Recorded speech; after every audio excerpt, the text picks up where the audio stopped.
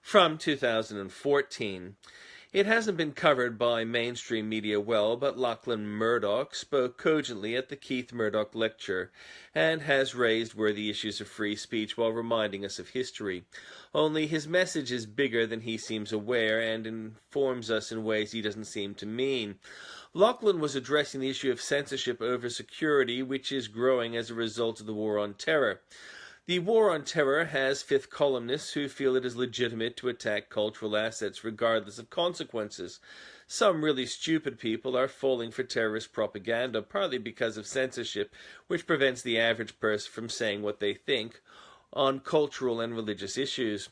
Lachlan seems to accept these restrictions while objecting to increased security, which might arbitrarily have a field security officer deeming a news article to not be in the public interest. A brilliant example by Lachlan is to remind of the activity of Keith Murdoch to end the Gallipoli campaign. Keith had been tasked by the Australian Prime Minister Fisher to find out the truth about what was happening. Many younger journalists had been heavily censored by the War Office regarding casualties and losses. Keith was alarmed at what he heard from Charles Bean, bad officers and needless deaths through incompetence. Keith tried to get a colleague to write the Great Britain PM, Asquith, but the letter was censored. So Keith wrote to Fisher directly and sent a copy to Asquith. Within weeks the campaign was ended and the commanding officer relieved of command. Lachlan asks if the new legislation would prevent another Keith today from their action then. Keith was young then, and would not know what he had done, and few today seem aware of it, even though there is no active censorship regarding it.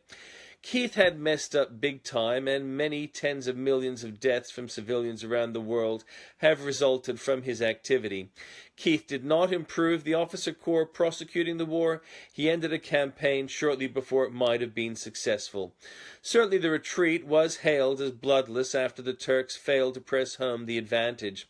Had the campaign been successful, Europe would have been opened through the back door and the war ended, possibly by Christmas. Russia might not have fallen to communism, and China might not now be communist. There might never have been a Soviet Union, a Vietnam War, or a Korean War. The reparations on Germany might have been less, and Nazism might have been crushed within Germany. Not to blame Keith Murdoch, but position what a civilian knows about military activity and the damage they do through ignorance. Currently, the press shows no awareness of the role of radical Islam in an open society where we question what is right and fail to say what is wrong. Who is willing to say that a prizefighter's embrace of Islam is not manly, but a personal choice? Who is willing to say the terrorists don't speak for a majority? Impotent Islamic leaders haven't, but one must also, to be fair, point out that many impotent Christian leaders have failed to point to their cultural assets too. Lachlan is wrong not to push for an end of 18C first.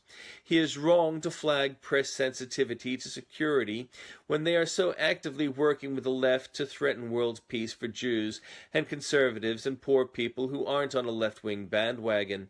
Currently, the Australian Broadcasting Corporation is promoting an idea of a memorial to Whitlam. Maybe such a memorial is a nuclear crater in the middle of Tehran.